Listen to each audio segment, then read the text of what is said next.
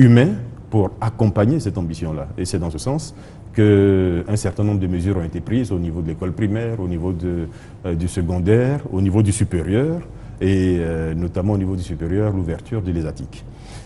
Nous avons également le développement et la promotion du contenu. Et pour nous, c'est essentiel. Le contenu, le développement des applications, c'est par exemple ce que l'État est en train de faire avec ce projet de gouvernance électronique de l'État, donc le projet e-Gouv. Et l'ambition, c'est de faire en sorte que nous puissions faciliter la vie de nos concitoyens dans tous les domaines. Cette vie, ça peut être dans le domaine de l'agriculture, ça peut être dans le domaine de la santé, ça peut être dans le domaine de l'éducation, etc. Partout. Donc, mettre en œuvre des applications, mettre en œuvre des développements, mettre en œuvre des facilités qui, justement, rendent la vie plus aisée et plus confortable pour nos concitoyens. Et puis, dans cette stratégie à 5 axes, vous avez vu que j'en ai présenté 4, il y a cet aspect accessibilité. Donc, faire en sorte que la population ait accès, partout où elle se trouve sur le territoire national, à un équipement. Ça peut être l'accessibilité à titre individuel, c'est notamment ce projet Un citoyen, un ordinateur, une connexion, donc qui permet à ceux qui peuvent acheter un ordinateur, ceux qui peuvent acquérir un ordinateur, y compris à crédit, sur une certaine durée, 12 mois, 24 mois, 36 mois, de le faire. Mais dans le même temps, j'insiste là-dessus parce que cela n'est pas souvent entendu, nous développons également l'accessibilité communautaire, en quelque sorte. Donc faire en sorte que, même dans les villages, même dans les zones les plus reculées, nous puissions installer ce qui va s'appeler des cybercentres. Les cybercentres, et je dois dire que là aussi, c'était une promesse de campagne du chef de l'État, de construire 5000 cybercentres. Nous sommes aujourd'hui sur un premier projet de 3000 cybercentres, puisqu'il faut commencer à les établir dans les zones qui ont déjà l'alimentation électrique. Et donc là, ça va être un centre avec 5 postes, avec 10 postes, avec 20 postes, selon la taille de la localité ou selon le nombre de demandeurs, pour permettre qu'on puisse, à la demande, donc accéder à l'outil informatique. Vous voyez, donc c'est une stratégie d'ensemble qui est menée, et là il s'agissait d'un pan de cette stratégie-là. Alors sur ce volet, avec votre permission, je voudrais savoir, Monsieur le Ministre, de manière très concrète, le mode d'acquisition du kit est connu, c'est comment il faut le faire. Alors, vous avez fait, il ne faut pas faire le bilan parce que c'est trop tôt, mais en même temps, vous pourrez peut-être dire aux téléspectateurs quel est le prix minimum d'un kit. C'est difficile à dire, tout simplement parce que nous-mêmes n'avons pas voulu imposer un seul type d'équipement. Cela aurait pu être notre choix. Mais il se trouve que dans les demandeurs potentiels d'un ordinateur, il y a des gens qui veulent du très haut de gamme, il y en a qui veulent du moyen de gamme, y compris ceux qui viennent dans ce projet-là, et puis il y en a qui veulent du bas de gamme. Grosso modo, nous allons de 80 000 francs à peu près pour des tablettes, par exemple, jusqu'à 150 200 000 francs pour les équipements les plus chers. Et il faut dire que ces prix sont pratiquement de 40% moins chers au prix du marché. Moins cher au prix du marché, j'allais dire c'est l'une des facilités que nous avons voulu donner aux populations, l'un des cadeaux que le gouvernement et que les chefs de l'État ont voulu faire aux populations. Nous sommes en train de réfléchir à d'autres solutions. Je ne vais pas en parler là pour ne pas susciter trop de questions là-dessus, mais nous sommes en train de réfléchir à des solutions au sein du gouvernement pour permettre que les prix soient encore plus bas que ce que je viens d'annoncer. Très bien, on vous attend. Allez-y. Donc, Monsieur le Ministre, dans le cadre, bien sûr, de ce projet, vous avez animé, n'est-ce pas, une conférence de presse au cours de laquelle vous avez dit qu'il n'y avait pas de cybercriminels en Côte d'Ivoire, mais plutôt des escrocs, des cyberescrocs.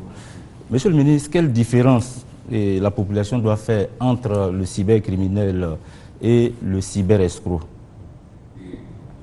Bon, là, vous posez une question qui peut nous amener dans des débats relativement techniques. Je vais essayer d'expliquer simplement.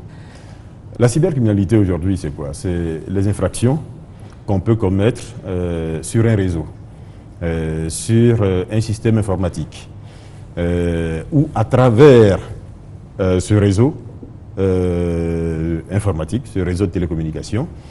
Donc, ce sont ce type d'infraction qui est qualifié de cybercriminalité.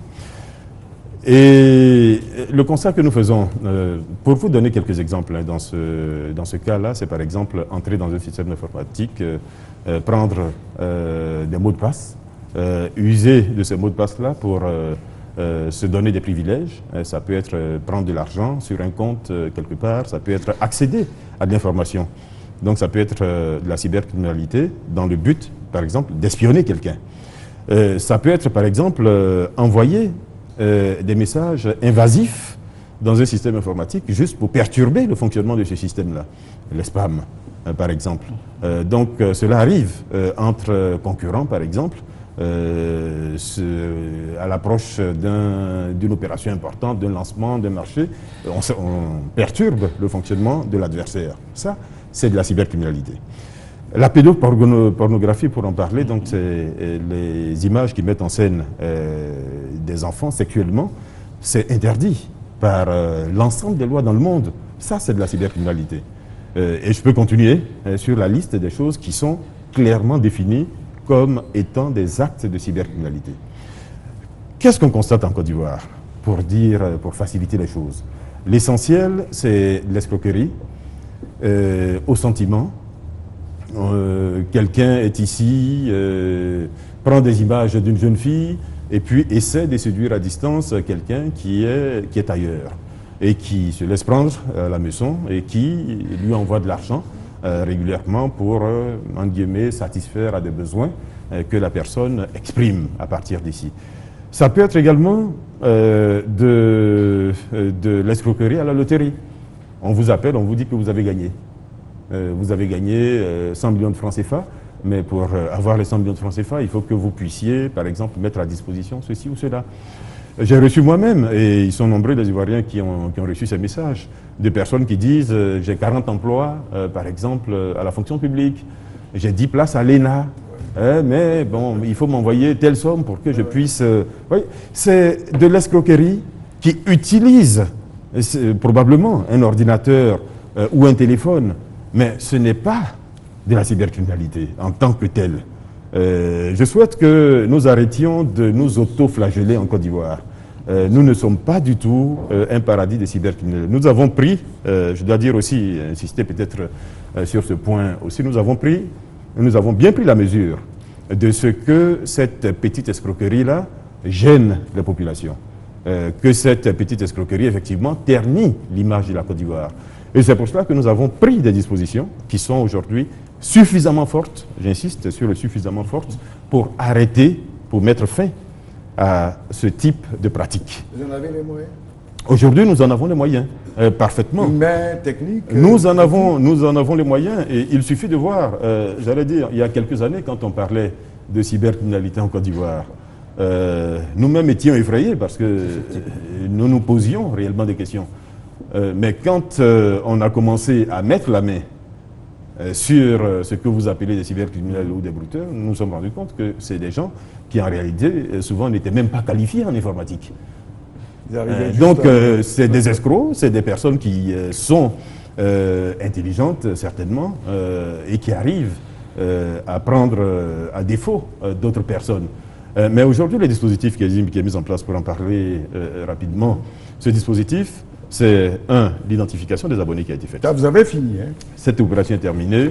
Oui. Aujourd'hui, nous faisons en sorte que les recrutements récurrents se fassent dans les mêmes conditions, c'est-à-dire que les photos, le nom, la signature de la personne figurent dans les fichiers des opérateurs, etc.